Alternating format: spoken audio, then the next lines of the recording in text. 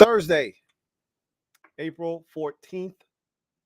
We are 2 weeks exactly away from the 2022 NFL draft. A lot of different topics people are talking about, and for good reason. I'm going to talk about something that's a little bit off the beaten path. It's nothing really, but it's something to me.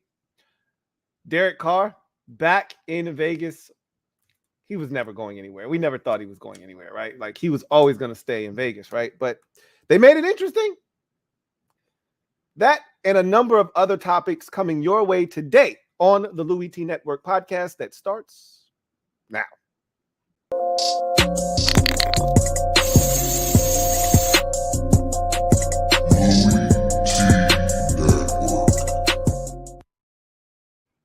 Who else could it be but me, your man, Louie T? Welcome to the 254th installment of the LouieTeeNetwork podcast. I, of course, am your set man, Louie T. Thank you for joining me. NBA playoffs are about to get underway. We've got two more play-in games left to decide the 8 seeds in both conferences. I'm excited about the playoffs because my team is actually really good and think we can do some damage this year. So looking forward to that. Couple of, you know what? I'll save those for garbage time. I won't even bring those up right now. But I have a couple of announcements to give you. Don't let me leave without giving them to you because sometimes I forget things. I am a forgetful person. So make sure that you guys don't allow me to leave without telling you those two announcements. I don't think I will, but just in case I start to trip, you guys just remind me. So with that said, let's get to the proceedings this evening. And we're going to start where we always start. You already know what I'm talking about. Gem Droppin Session. Let me drop this gem on your melon. Open your mind, let your conscience be free. You're now rolling with your man, Louie T double E. Let me open you up. Get you thinking a little bit. So, the NFL draft, as I mentioned, 2 weeks away. April the 28th through the 30th is when the draft will take place this year. And I'm excited.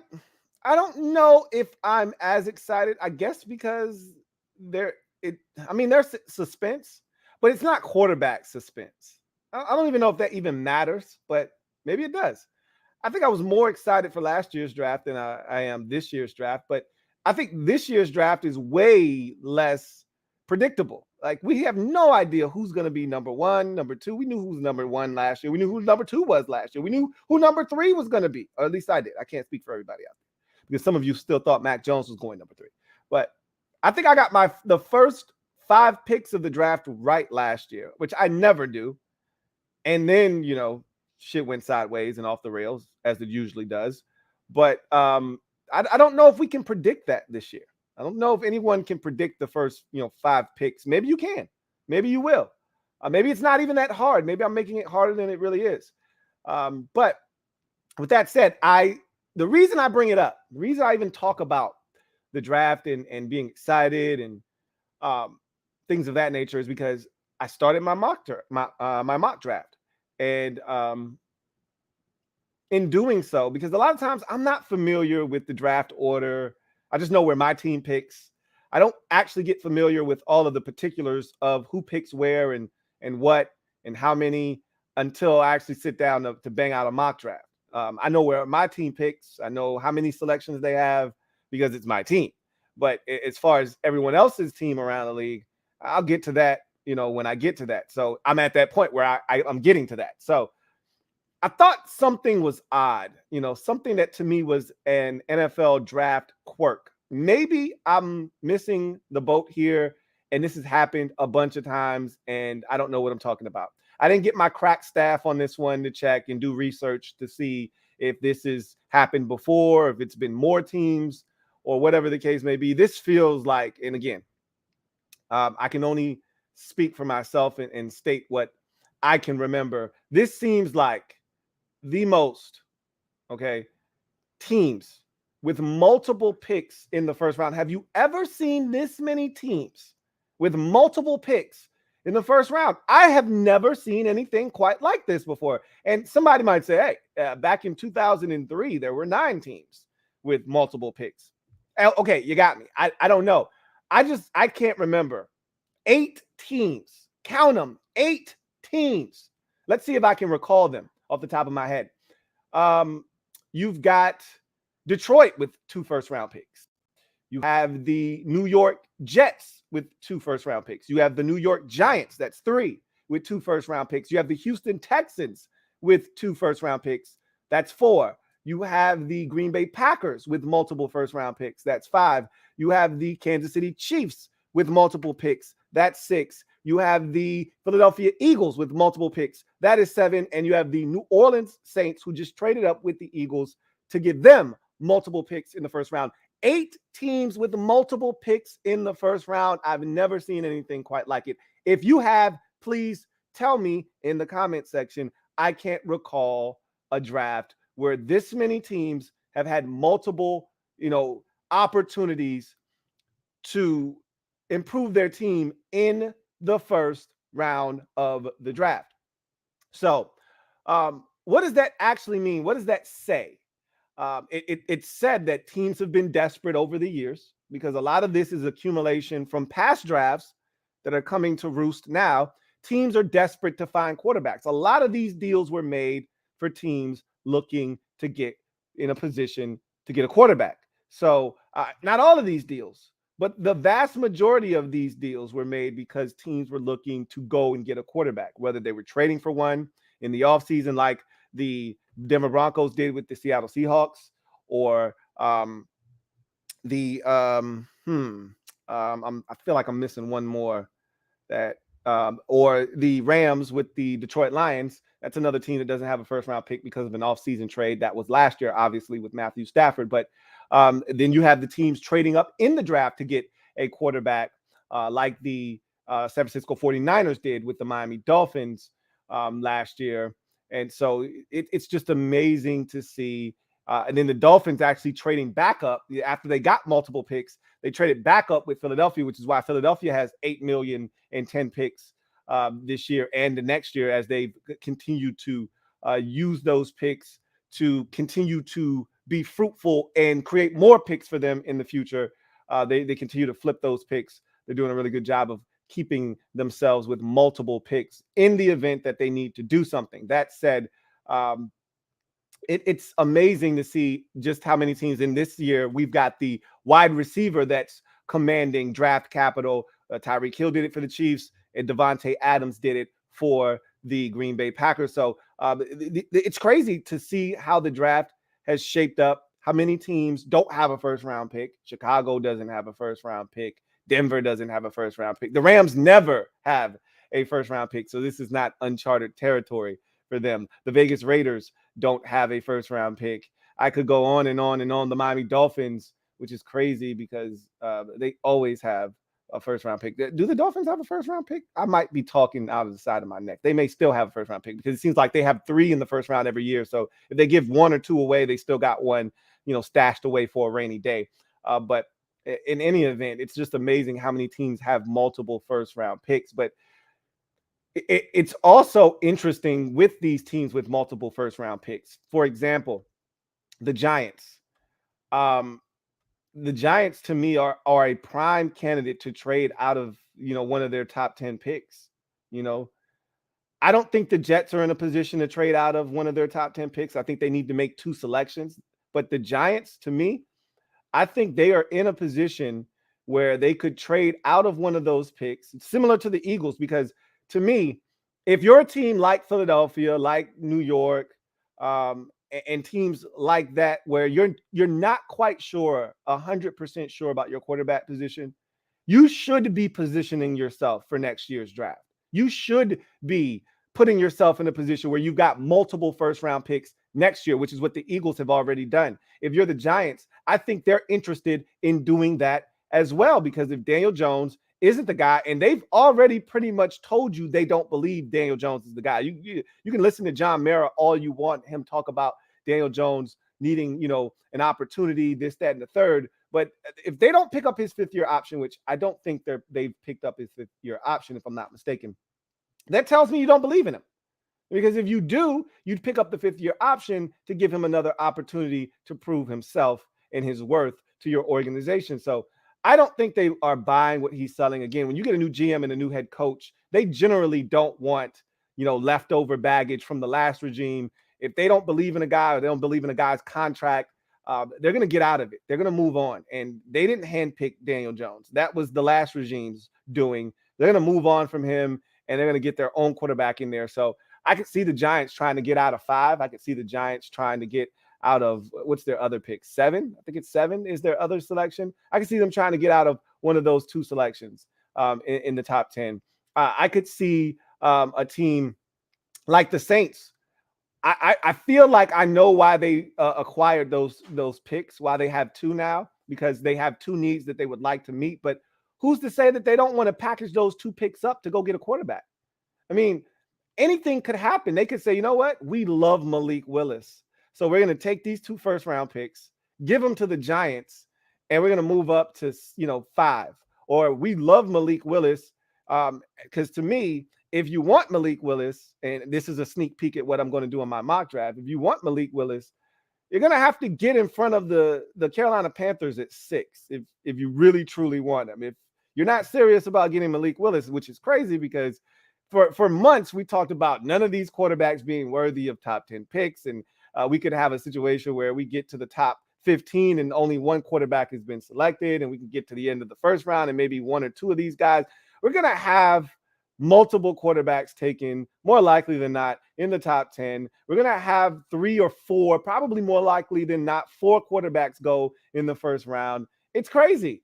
That's the desperation of the position in this league, though. You have to have a guy, or at least be experimenting with a guy, or think you have a guy, but you can't just be sitting around twiddling your thumbs. That's just, it's an exercise in futility. You're running on the hamster wheel, and you don't give yourself a chance, and you don't give your fan base any hope when you don't have a young quarterback on the roster that you're at least hoping is the guy. So everyone's looking for that quarterback. If you don't have an established veteran that's a proven commodity that you can win big with, you better have a young guy on the roster that you're either grooming or is showing and proving, like a Joe Burrow or a Justin Herbert, that has you on the rise. If not, you should be looking. And a lot of teams, including the Saints, are currently looking, and they've got 2 first-round picks. They could easily package those up to move and get a quarterback, or, as I think they'll ultimately do, they want to knock out 2 key positions for them this offseason. They lost their left tackle. I'd imagine they'd want to get one of those, and I think they would want to get another position. I don't want to give away my entire mock draft, but it's interesting with all these teams with multiple first-round picks. For instance, Detroit, they've got the 2nd pick in the draft, and then they've got the 32nd pick in the draft. And I'm fascinated because that 32nd pick, it smells, it tastes, it feels like a quarterback. Remember, that final pick is always ripe for a team to select a quarterback. Why? Because you want that 5th-year option on that quarterback. Should he turn out to be Marcus Mariota or Jameis Winston and you're not quite sure, you want that 5th-year option to give you an opportunity to give that guy another year to see if he can finally put it together. So Detroit, if I'm the Lions, if I don't love, truly, you have to love one of these dudes. And if you did, you take them at 2. Why would you wait till 32? So to me, you either really like a guy and you take him at 32, or you love a guy and you take him at 2. Either way, for me, if I don't love a guy high enough to take him at 2, I don't really want to just reach and grab a dude at 32. I mean, because to me, if you grab a dude at 32, what you're essentially saying in this draft, not in every draft, because in that 2018 draft when it was loaded and you got Lamar Jackson at 32, you weren't saying to yourself, oh man, we just got a throwaway quarterback, a guy that'll be, middle of the road, that'll win ball games, but, won't really move the needle. Lamar Jackson's been an MVP in this league. That was a loaded quarterback draft class. Now, obviously, it hasn't turned out to be loaded, but it was loaded at the time. People thought Sam Darnold was going to be good. I never was a Sam Darnold fan. I didn't think he was going to be very good. I actually thought Josh Rosen would have been a little bit better. I didn't think he was going to be great because he was immobile, and there were some other issues that I had with him, but I didn't think he would be like terrible, like to the point where he can't even get on the field. Like he's on some, what's the dude from Penn State? Hackenberg. Was that his name? Hackenberg? Christian Hackenberg? I think that was his name, who couldn't even get on the damn field as a second round pick. So that's how Josh Rosen, strikes me, but Baker Mayfield is looking for work. We'll talk about him a little bit later on in the podcast. That 2018 draft is falling apart. It's just Josh Allen and Lamar Jackson holding it together really right now with, bubble gum, with some Bazooka Joe, a thumbtack, and some tacky glue that actually isn't tacky anymore. So, but at the time, that 2018 draft class was loaded, just like last year's draft class. We said it was loaded.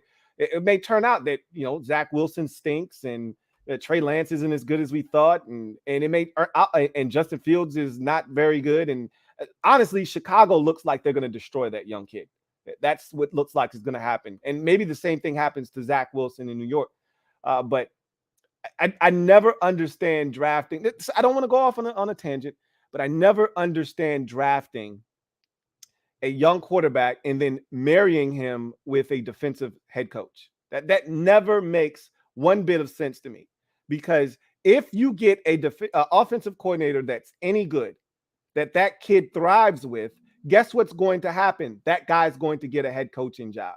Now, you could promote from within and say, hey, we want to keep the same verbiage. We want to keep the same continuity as the last play caller. So we're going to promote the guy that was under him as, the quarterback's coach. You could clearly do that, but you're setting yourself up to go down a very slippery slope when you do that.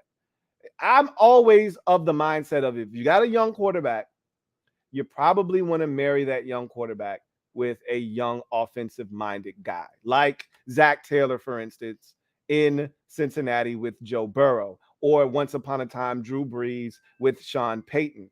I could go on and on and on. Justin Herbert, bless his heart, out there in Los Angeles, he's got a defensive-minded head coach.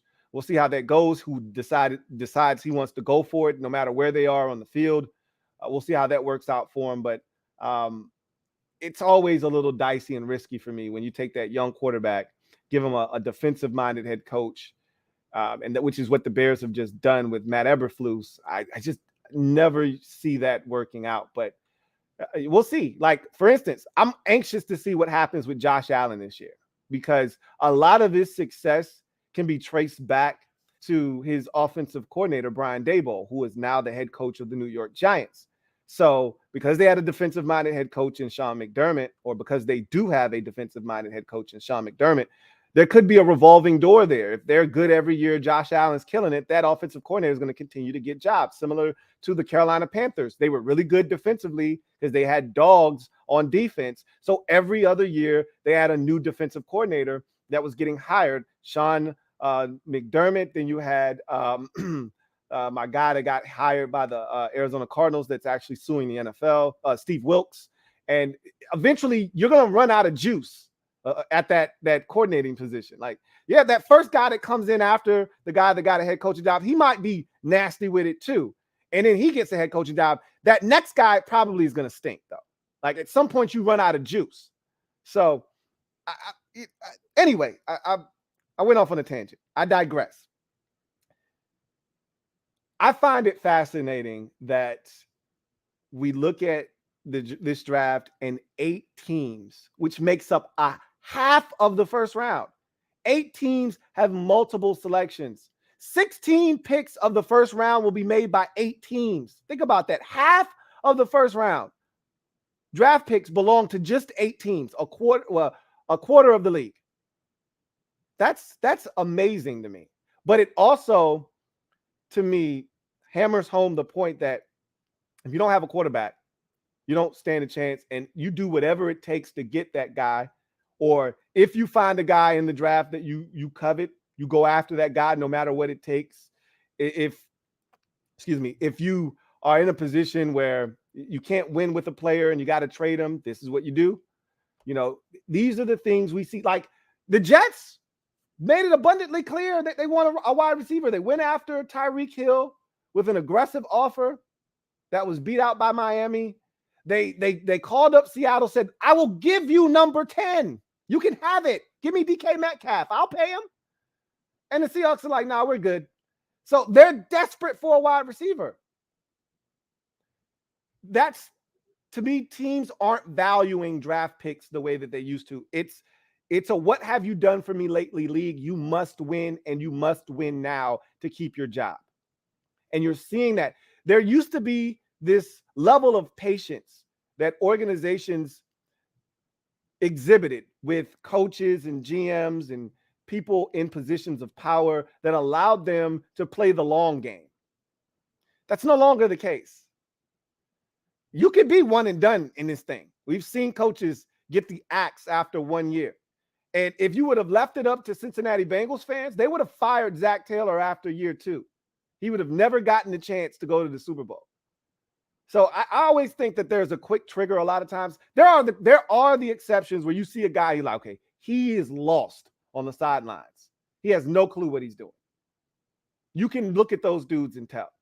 But, you know, I think a lot of times people are just impatient. They want results and they want them now. It's a microwave league. You want results right now. You want to put it in the microwave, and you want – same thing with players that get drafted in the first round of quarterbacks. You want microwavable results. You want to stick a quarterback in the microwave, and you want him to come out hot and fire it, you know, in his rookie season. And if you don't see that, the guy sucks and he's a bust. And that's really across the board with any pick. As a Washington fan, I can't tell you how many people have called Chase Young a bust already, Jamin Davis a bust, and Davis is going into his second season, and Young is going into his third season, and he's coming off of an ACL tear. Now, he wasn't killing it before the ACL tear, but you would have thought that he stunk in his rookie season and he stunk in his second season. Like, that's the climate that we're in right now. And that extends to the coach, the head coach, and the GM. You know, I think we see a little bit more patience with GMs, but head coaches, teams are changing them like we change draws. So anyway, I digress. I was just fascinated by the amount of teams with multiple picks in the first round of the upcoming 2022 NFL draft. That's it. That's all I had for you guys. I don't think I've ever seen a draft quite like this, with 8 teams having multiple first round selections in the draft. Anyway, I digress.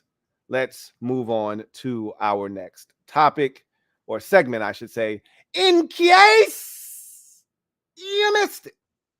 So, Derek Carr got his bread, got broken off proper, like he was supposed to, like we knew he was going to. You know, it was only a matter of time before Derek Carr got his. Yeah, all this back and forth. The reason Josh McDaniels took the job in the first place was because Derek Carr was already there.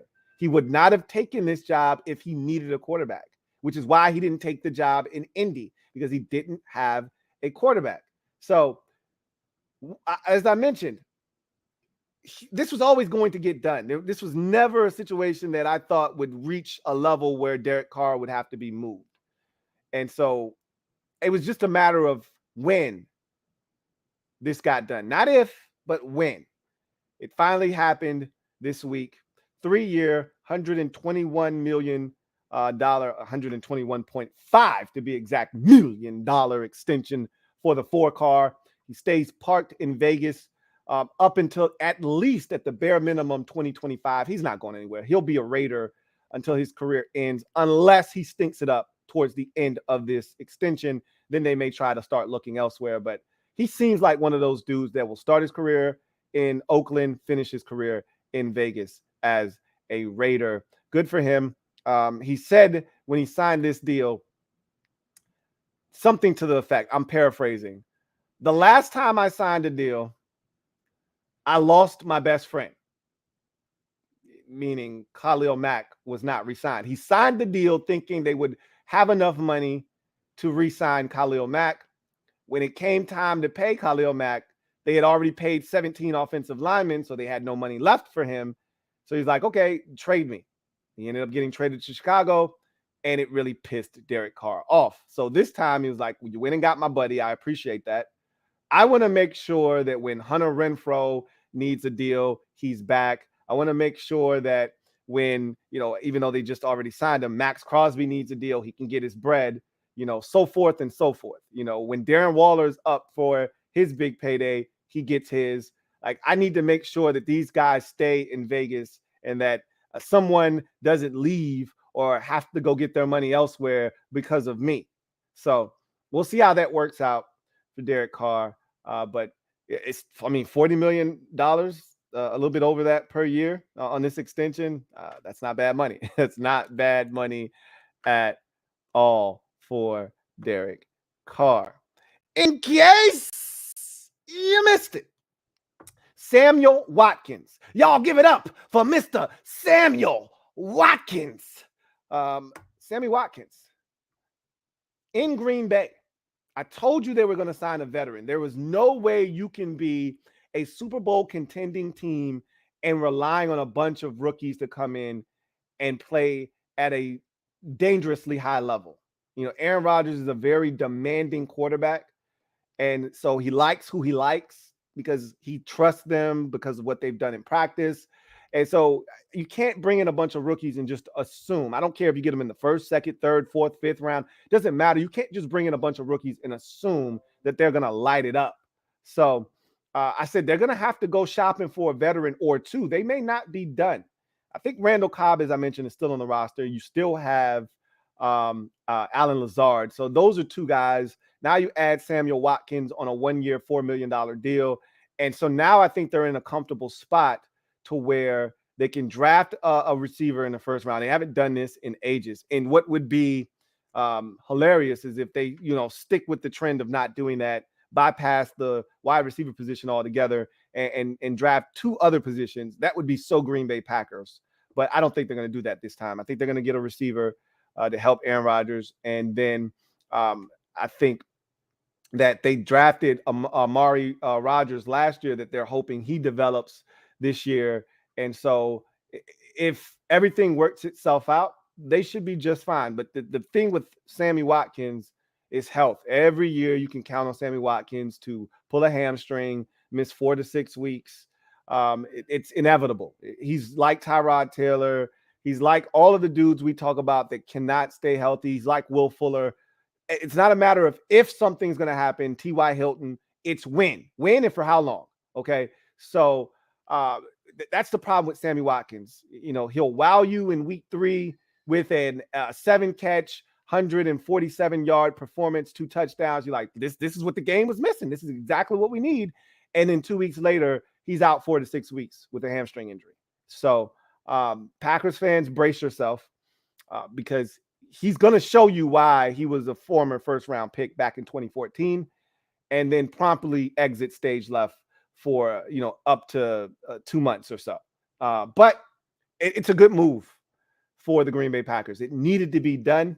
And now I think it puts them in a position where they just draft one guy in the first round and they can be done with the receiver position altogether.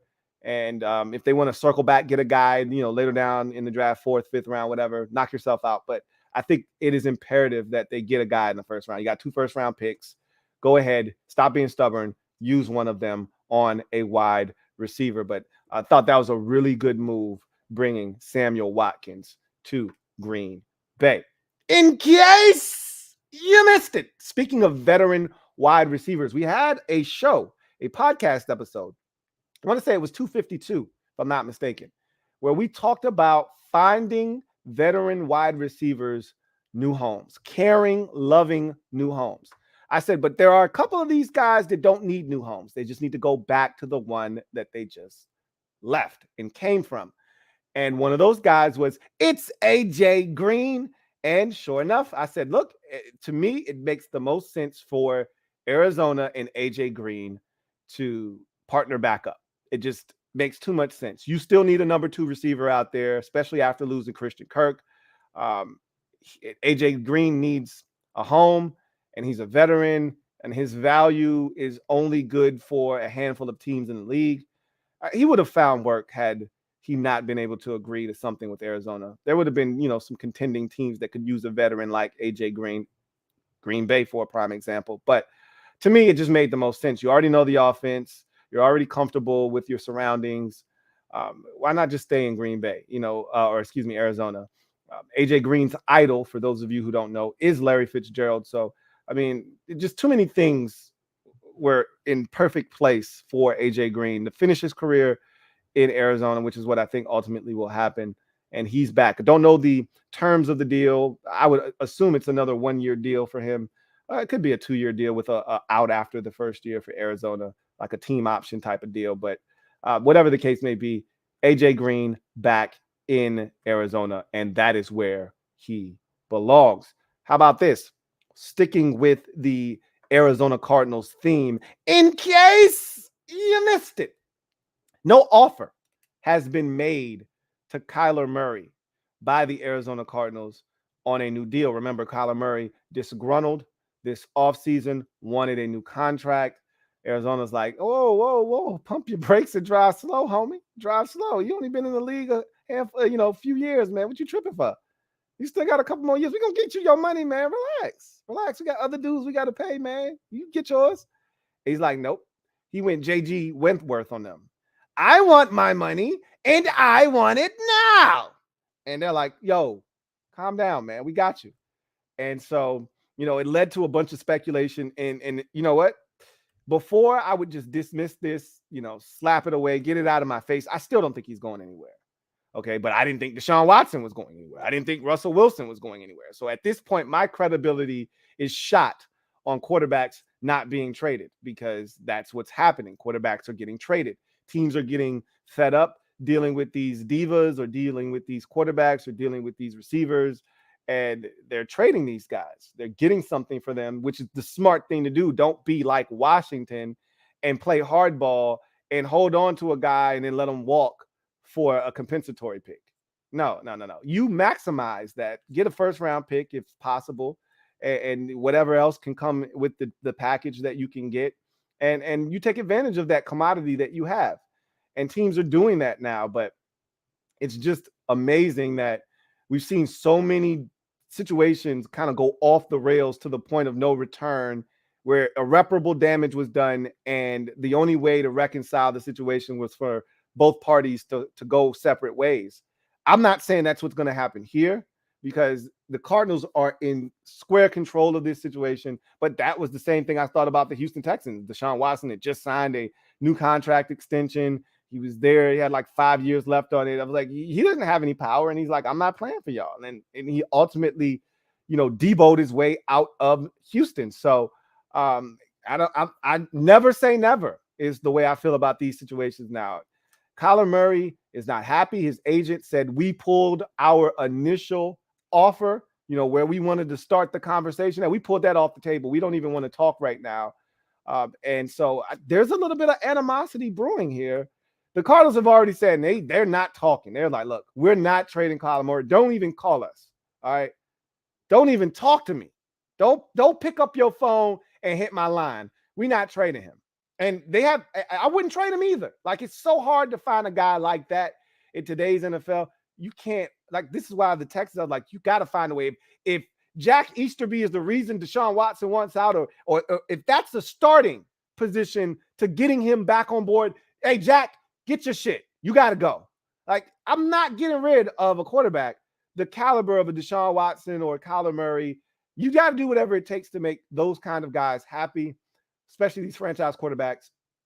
And I told you, there's something off with Kyler Murray, though. Something just is amiss there. For me, at least. I can't speak for you guys. Something's not quite right there. I've already told you, I don't think he has the kind of leadership qualities you look for in a franchise quarterback. But look, not every quarterback in the league that is of elite, status has great leadership qualities and skills. You would like that to come with the package if you're going to pay a guy, $200 million. But not everybody, has, those qualities. But I already told you he's really a baseball player. He doesn't want to get hit. He's a small guy. I get it. He's tiny. That's the way you preserve yourself. Don't get hit. But he doesn't really want to get hit. He throws too many no-look passes for me. He's one of these guys that I don't think does a great job with accountability.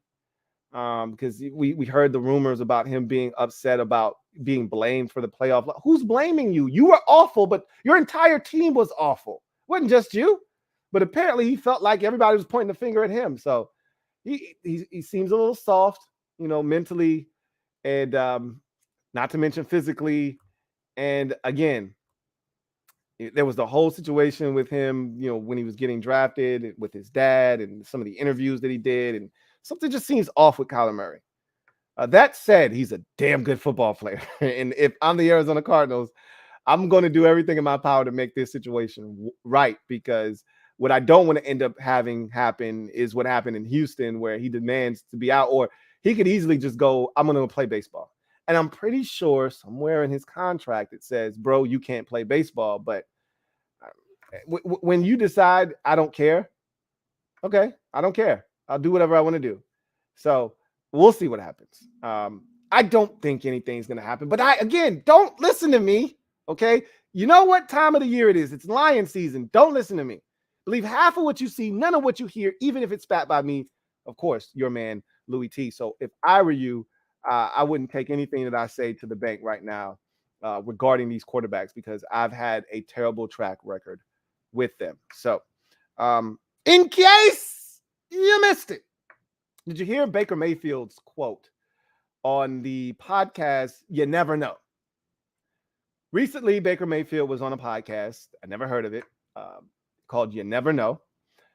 Just sitting, chilling on a couch, talking to some random dude. Don't know who he is. Maybe you do. I don't. There was a dog sitting next to Baker Mayfield, just laying on the couch, chilling. Just a laid back little type of deal. Probably somebody he knows, whatever the case may be. They're just shooting the shit, talking. And he's like, yo, Bake, where did you think you're going to end up? And he's like, before, if you'd asked me that a week and a half ago, I would have told you Indianapolis. But clearly that's not the case.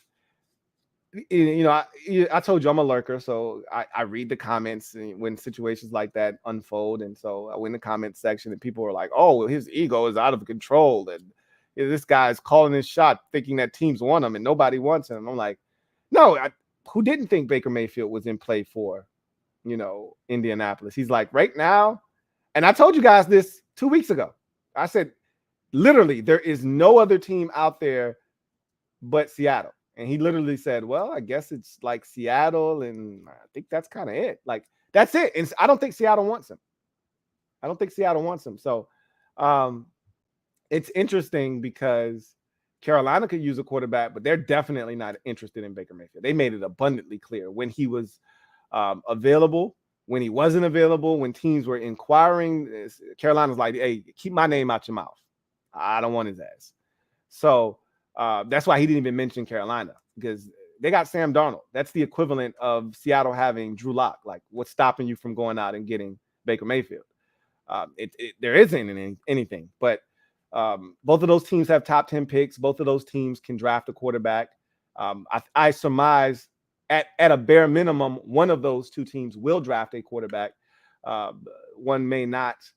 Because, again, I think a lot of teams are loading up for, the 2023 draft class. Right now, there are two quarterbacks that are surefire top, 5 picks. More likely than not, they'll go 1-2 in the draft next year. There could be a third in AR-15 for the Florida Gators. Everybody keeps saying, well, what's this draft class you're talking about? If you haven't seen him, again, this is what happens when you're watching film. You just run across a couple of dudes. I ran across Anthony Richardson of the Florida Gators. He's got to stay healthy now. He's extremely raw, but all of the attributes are there. Big arm, athlete, big kid, physical. He can do everything on the football field. Now he's got to put it together. He's got a new coaching staff. So we'll see if the offense looks a little bit different, kind of, more prepares him for the next level, because there was a lot of running with him last year.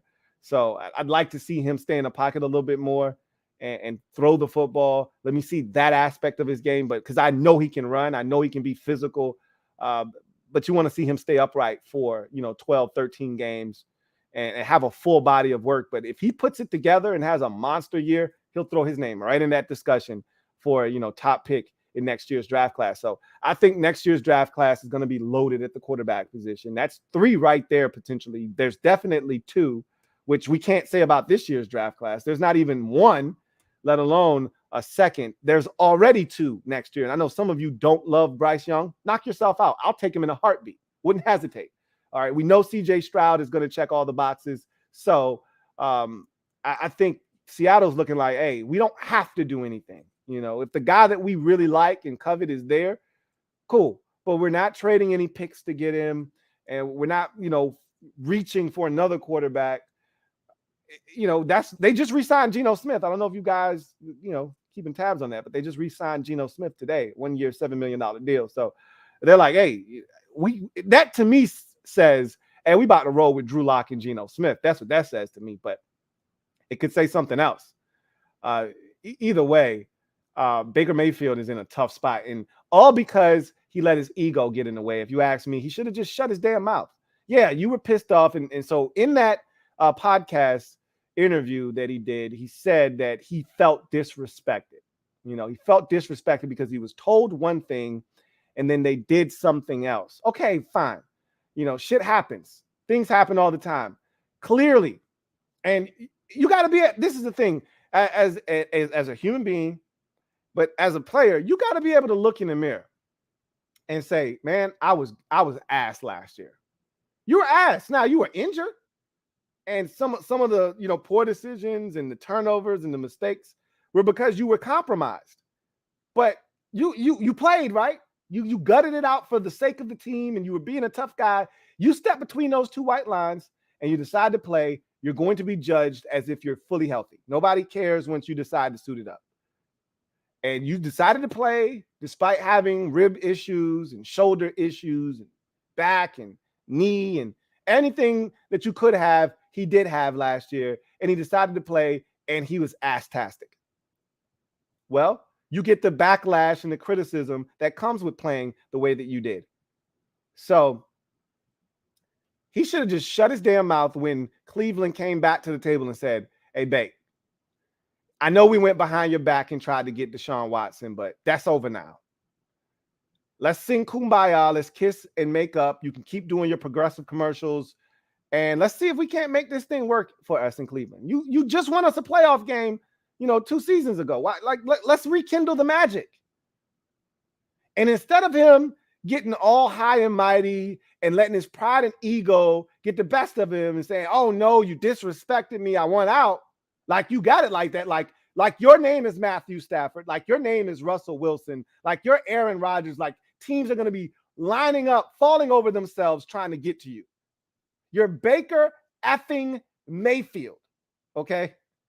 We still don't know if you're any good yet. Clearly the Browns didn't know, which is why they didn't give you a contract extension and why they were looking to upgrade the position in the first place. You were good in year 1. You were marginal at best, and that's probably putting it mildly in year 2. You were great in year 3, and you were awful in year number 4. So, yeah, they have every right to go behind your back looking to upgrade the position. And you know what you should have done? You should have said, all right, I see what you just did. I don't appreciate it, but I'm going to turn my shit up, and I'm going to prove you and everybody else wrong that doesn't think I'm worthy of a contract extension. And I'm going to stick it to everybody. And then when it comes contract time, I'm going to kick your ass. That's when you stick it to them. When it comes time for them, oh, man, we love you, Bake. You were awesome this year. You got us to the AFC Championship game. We need you back in Cleveland. Yeah, I know you do. Now you got to pay me. That's when you stick it to their ass. And you run your mouth and you talk about feeling disrespected and you want out. And now you look around and I always say this. A wise man once told me, make sure you got an umbrella. Don't want to catch a brick. Don't want to get rained on. You didn't have an umbrella. You just stepped out into the rain thinking somebody was going to show up with a chauffeured car and a driver and a butler that was going to walk out with an umbrella and escort you into the vehicle and drive you to your next destination. Bro, you ain't Aaron Rodgers. You ain't Russell Wilson, okay? You don't get curbside service. You got to call an Uber and you got to wait. And that Uber has to decide, is it worth driving to the other side of town to come pick your lame ass up? Or do I just stay on the side of town where I'm making money at, where I can go bing, bang, boom and keep making bread? You might be stuck. I find it fascinating watching that interview and Baker really looking like, man, I don't really know what's going to happen. You damn right you don't. That was a knee-jerk reaction that you had, and you're paying for the shit now. Because you thought that everybody was going to be like, oh, Baker Mayfield's available. Nah. Now, had it happened earlier in the offseason, maybe Washington, maybe Indianapolis, maybe some teams that had him on the radar but were initially told, nah, we good. Maybe they would have actually dealt for him. But once everybody else went and got their quarterback and these seats started to fill up, Washington said, let me grab mine while there's one to be, there to be grabbed. They went and got Carson Wentz. And the Colts are like, shit, we put ourselves in a bad spot. We really, really put ourselves in a bad spot. We got to do something. They were like, look, we got Jimmy Garoppolo in our back pocket. Worst case scenario, we'll go get Jimmy G. But we really don't want to do that. And then Matt Ryan comes available. So like, yeah, let's go get him. It worked with Phillip Rivers. Why can't it work with Matt Ryan? So that's what they did. Yeah, Bake put himself in a really tough spot. I don't feel bad for him. Neither should you. We'll see what happens with Baker Mayfield. Anyway, I digress. Let's get to the comment section real quick and read a few comments, and then we'll get to garbage time. HHC Lunar says, did you see the Timberwolves celebration after they won? As a fan of a bad team, that's some bad team shit right there. LOL. Yeah, everybody saw that, man. I was in disbelief watching them celebrate. Like, are you kidding me? Because they have to play my Grizzlies. So watching them celebrate, it made me even more confident. It reinforced that these boys ain't ready for the bright lights in the big stage of playoff basketball. If you're doing that after winning the play-in game, you're not ready. So I'm looking to dispose of these boys in 5. It might take 6. They're a young, talented team. It's like looking in the mirror, honestly. But we're just better than them. We're further along in our process. We have the better players, and we have home court advantage. I expect to take these boys out I would like to dispose of them, just like the Jazz did us last year. I'd like to dispose of them in 5, if at all possible. But I don't see it going past 6. But yeah, I saw it. And did you see inside the NBA's reaction? The whole panel, even Ernie, you effed up when Ernie is laughing at your ass. And even Ernie was in on the laughs with that one. So yeah, it was funny seeing Kyle Kuzma tweet out, the Warriors done won the chip. LeBron just a bunch of laughing emojis. Like it was comical. It was embarrassing, but it is what it is. Anyway, let's see. Dinero Reek writes, if Kirk can continuously get paid, then why not Derek? Happy for him. Still don't think he's winning a damn thing, though. I mean, again, you don't have to be elite to get paid in this league. You just got to be above average. That's what Kirk Cousins is. That's what Derek Carr is. You can win with these guys, by the way. A lot of you don't think you can win. You can win a Super Bowl with Kirk Cousins. You can win a Super Bowl with Derek Carr. The rest of the team just has to be elite, and everything has to fall in place for you that year.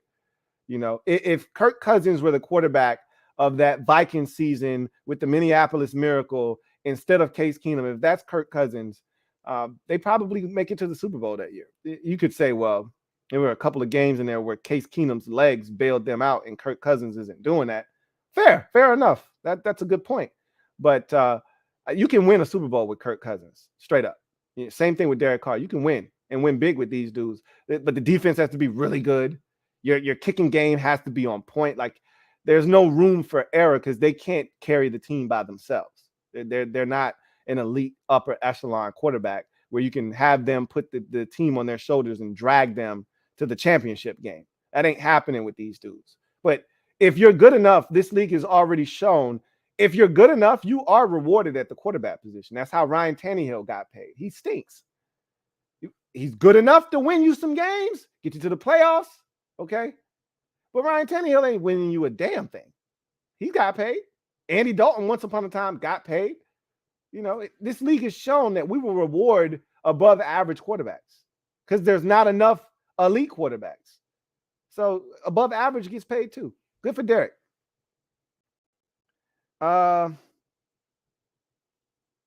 Let's see.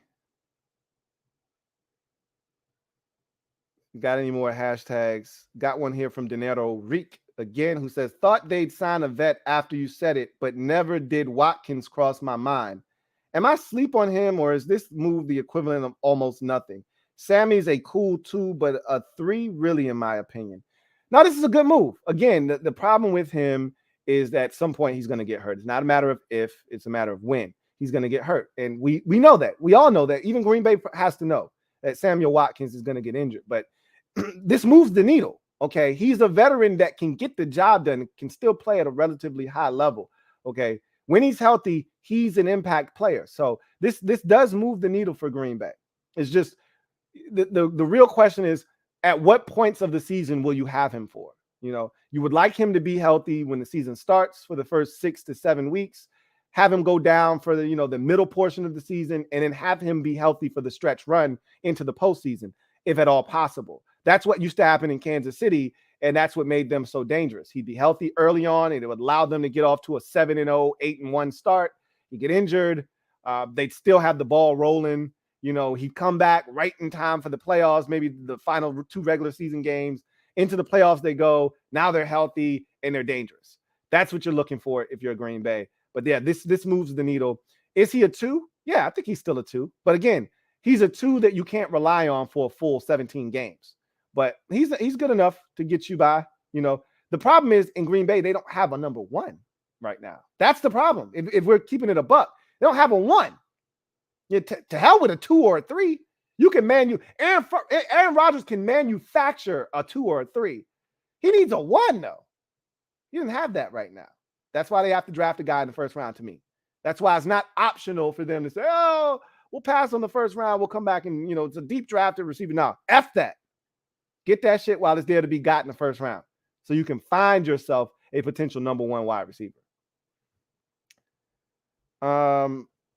Let's see.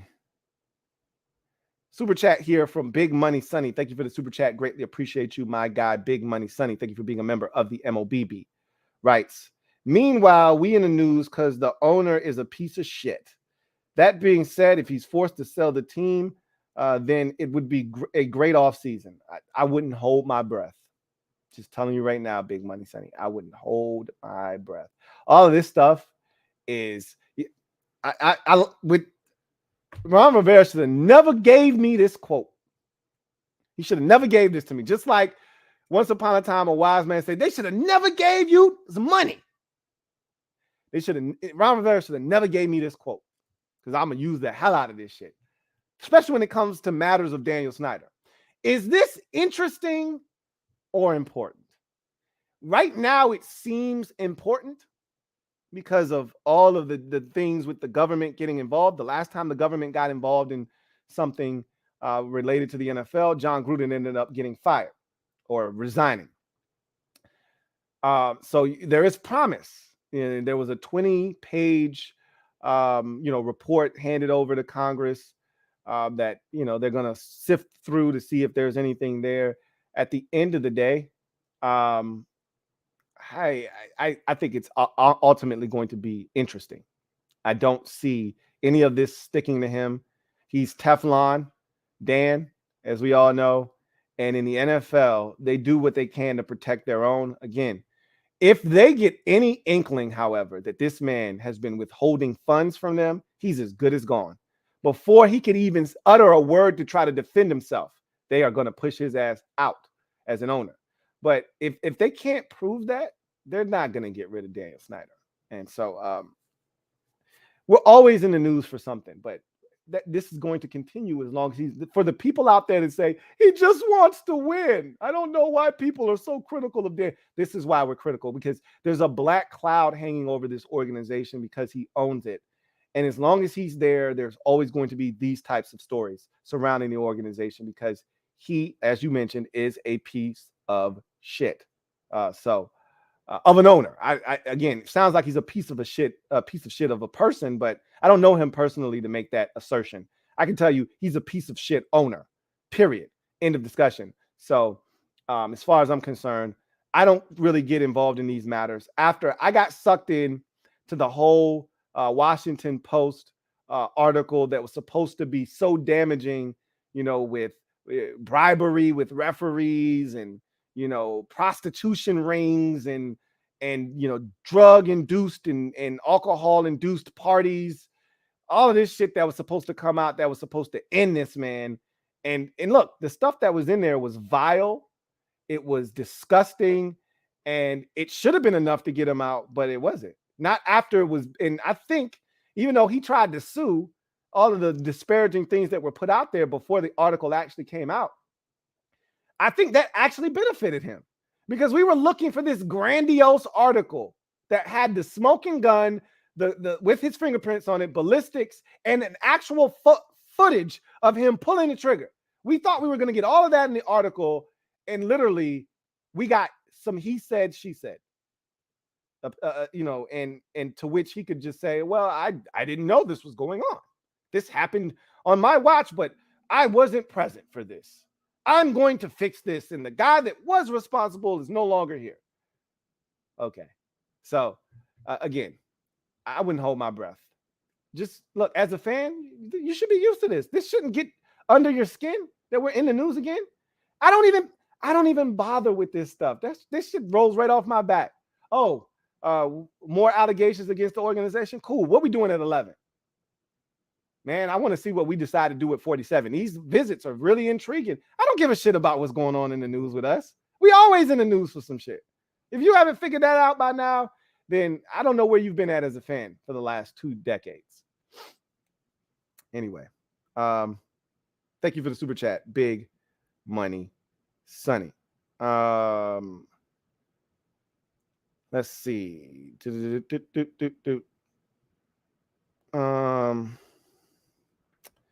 Okay, that was the last hashtag. We got one here from Kevin the PRF, who writes, I'm torn on what you said about the Giants. They are ripe to trade down because they need players and or a quarterback next year, but at the same time, they need studs because they don't have any. I mean, you can look at it either way. I mean, if I'm the Giants, I think roster-wise, they're not in as bad a position as people think roster-wise. I think the cap is a little, concerning for them. That it's going to force them to make a move that they really don't want to make. But I think their roster, they're in a similar position to us in that they don't have enough blue chippers. They got a lot of solid pieces, guys that you can win football games with, but they don't have enough blue chip athletes on their team. And that's why you don't trade and you make 2 selections in the top 10. But none of that shit matters. You can have all the blue chippers you want. If one of those blue chippers isn't your quarterback, then you're not going to be any good.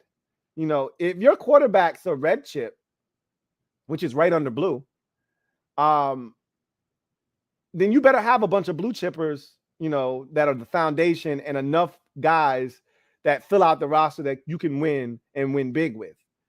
But if you got a blue chip quarterback, you can have a bunch of red chips, some white chips, and you can get away with having that on your roster and win big. I mean, that's what Seattle's done for years. And Seattle didn't have, after the Legion of Boom, they didn't have a bunch of blue chippers. They had a bunch of red chips, white chips, and Russell Wilson was the blue chip just dragging them along. We see it with Aaron Rodgers in Green Bay all the time. A bunch of, red chips. He had Devontae Adams. That was a blue chipper.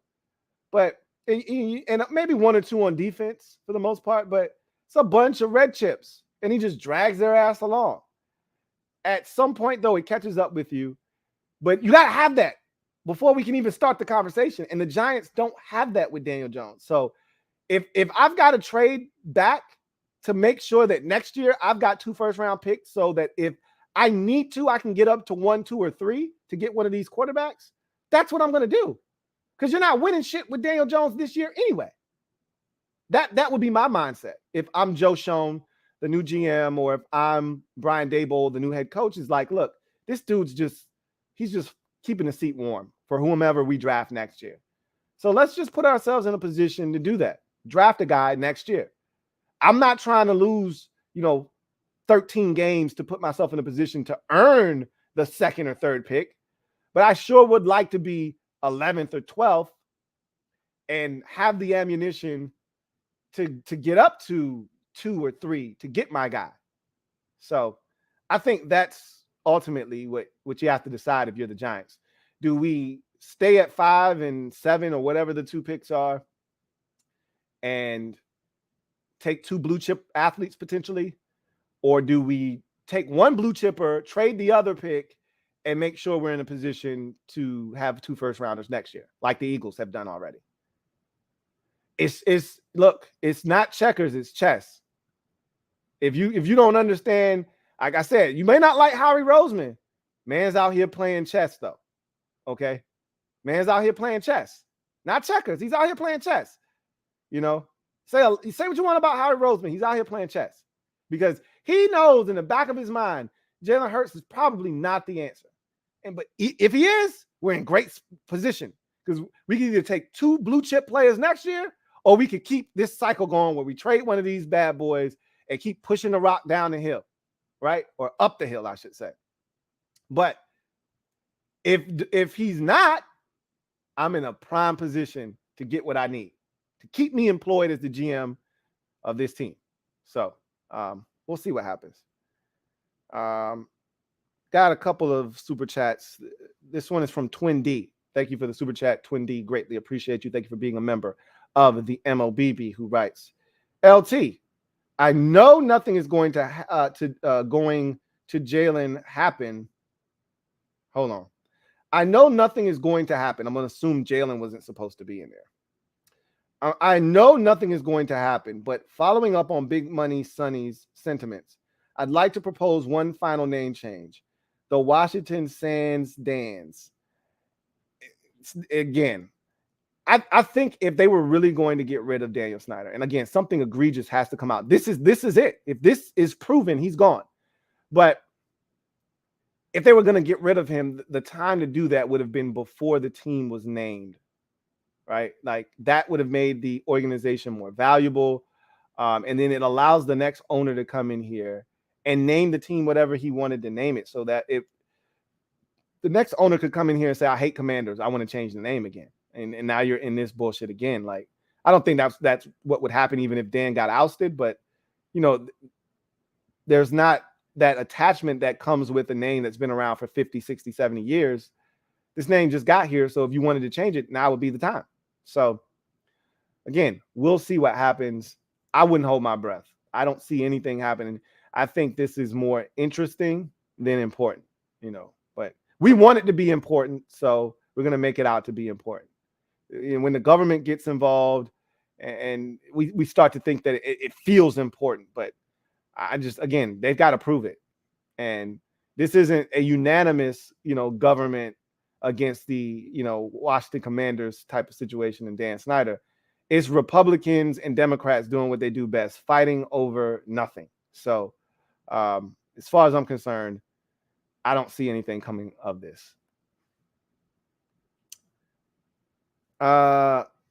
Twin D, thank you for the super chat. Greatly appreciate you. Double up. Thank you for doubling up. Twin D, who writes, LT, who you got, Spence or Ugas? I got Spence. I think Errol Spence is ready for that big fight. You don't win this fight, you don't get Bud Crawford. This is the fight that puts you in a position to get on that crash course where those 2 massive fighters have to collide, which the sport is dying for one of these mega fights, which it's only a mega fight to boxing fans. Like most people don't even know who Errol Spence Jr. is if they don't follow boxing. But for us that enjoy the sport, that would be a big fight. We don't get enough of them anymore. It's not like the golden age of boxing where if you were good, you fought each other. When the middleweights were good and they all fought each other. And you couldn't run. Even in the 90s, dudes didn't run from each other. You couldn't be, Tito Trinidad and not fight anybody in that weight class or a class right above you or right below you. You couldn't They all fought each other, you know. Even Floyd Mayweather, you know, he cherry picked his opponents as he got later into his career, but early on, he had to go through the gauntlet. Chico, you know, Corrales and all of those dudes that were in that little conglomerate there, you had to fight those dudes. You couldn't run. Now, boxing is all political now. You can run. You could be 32-0, and you ain't fought no damn body, but a bunch of gatekeepers. So this will be a legit fight here. He wins this fight. I don't think he's gonna knock him out. I think he's gonna outpoint him, and then you set up the Terrence Crawford fight. And I'd actually pay money to watch that fight. So we'll see what happens. Thank you for the super chat, Twin D. All right, so I think that's the last comment. All right, so let's get to our final segment of the show and garbage time. I told you I had 2 announcements for y'all. The first of which, and I will repeat this later on tonight because it'll be more pertinent tonight, but I'll say it here because a lot of you are Washington fans. I have a Super Friends stream lined up for you guys. Mark your calendars, April the 21st. Okay, so next Thursday, the Super Friends will unite. We will come together. We will talk about all things NFC East, including the draft, the off seasons of all of the teams in the division, you know, what the prospects are for these teams moving forward, and all of the trash talk and all of the things that you love when the Super Friends unite and come together as one. You will have on April the 21st at 9 p. So go ahead and mark your calendars. That's April the 21st at 9 p.m. The Super Friends will unite on the Louie T Network. I'm excited about that, as I always am when the Super Friends of the NFC come together as one, and should be a lot of fun. I put my foot in my mouth the last time we came together, so I'm going to have to eat a lot of crow, and I'm prepared to do that. I told you, I'm a man of my word. And when I'm wrong, I'll be the first to tell you I was wrong. And I was wrong. The situation and the circumstances under which I was wrong, I couldn't control and I couldn't foresee. But it doesn't matter. We got our asses kicked by everybody in the division, stands for the Giants. So I have a debt that I must pay. But I'm excited to pay that debt. Can't wait to link up with the fellas and talk shop about the NFC East. So that's one announcement. The other announcement is one that I've talked about. You kind of already know, but I'm going to solidify it. Mock draft, Saturday evening, 6 p. Be on the lookout for the mock draft. It will be going live on Saturday evening at 6 o'clock. My Grizzlies game should be off, so I probably will premiere it. So I'll be sitting in the comment section, chopping it up with you as the mock draft unfolds, and we can chop it up as the mock draft takes place. But be on the lookout for the mock draft. It should be completed and up and ready for consumption this Saturday at 6 o'clock p.m. Eastern time. So with that said, you guys enjoy the rest of your day. I will do the same with mine. If you're a Washington fan or somebody that just wants to come kick it with the kid later, please, by all means, be my guest. We will be live. If you're a mob member, go check the community wall. I'm going to post a new poll for next week for our mob draft discussion for Squad Up. So check that out. But also the stream for tonight's show, where we'll be talking about the linebacker position in this year's draft, that's already up there. So go and make sure that you have that all lined up so that when we start tonight at 8:20, you aren't lost and you show up for the command post and you're like, what happened to the stream? We're going live tonight. All right. So if you're a member of the mob, you want to be a part of that discussion about the linebackers in the upcoming draft, the stream is up, and I'd love to see you there. There were only like 11 of us last time, okay? It was really intimate. I don't have a problem, okay? We had a really good time with just the 11 of us or whatever it was. So there are over 100 Mob Squad members. So again, if you're interested, we'll be talking linebackers tonight. Not wide receivers, not tight ends, not safeties. We're talking linebackers. So if you've done your homework, come on and join us. If not, as I mentioned before, I've done enough homework for both of us. So in any event, that's going to do it for me, your man, Louie T. I will see you guys later on tonight. For the rest of you, I will see you on Saturday for the mock draft. For the rest of you, I will see you next week when we hopefully will get back to our regularly scheduled programming with the Louie T Network podcast, Monday, Wednesday, Friday. But it may be Tuesday, Thursday again next week. We'll see how hectic things get. But in the meantime, you guys take care. Enjoy the rest of your evening. And you know what it is. Get off the bench, get in the game, and kick it with me, your man, Louie T. If you haven't already done so, please do me a favor. I got a super chat right here before I get out of here on the way out.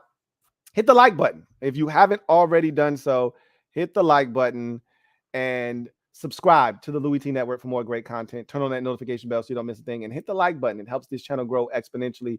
Over 100 of you are out there, and still we don't have 100 likes. I can never understand that. It'll be 600 of y'all, and it'll be 142 likes. I don't get that. I don't understand that. It doesn't cost you anything to hit the like button. Just hit the like button. Maybe you don't like it, but you're watching though. I don't get that either. But okay, Luck. Thank you for the super chat. Greatly appreciate you. Thank you for being a member of the MOBB, who writes, since we're talking boxing, how do you feel about Tank Davis? I think he's talented, but again, first of all, I need him to keep his shit straight off the outside of the ring. Okay. I need Javonta to keep his shit clean off I keep saying off the field, outside the ring. Okay. I need him to do that and then focus on fighting because he's a super talented fighter. You know what I'm saying? Another one of these dudes that I would like to see him fight some of the best fighters. You know, it's a lot of ducking and dodging that goes on. The politics of boxing, I don't like it. You know, you got competing factions, whether you're with Golden Boy or you're with Al Heyman Productions. Like, there's too many, barriers that you got to get past to just get the fights that we want to see. That said, he's a really talented fighter. I need him to keep his head on straight because he's got the ability to beat almost anybody out there. So, super talented dude.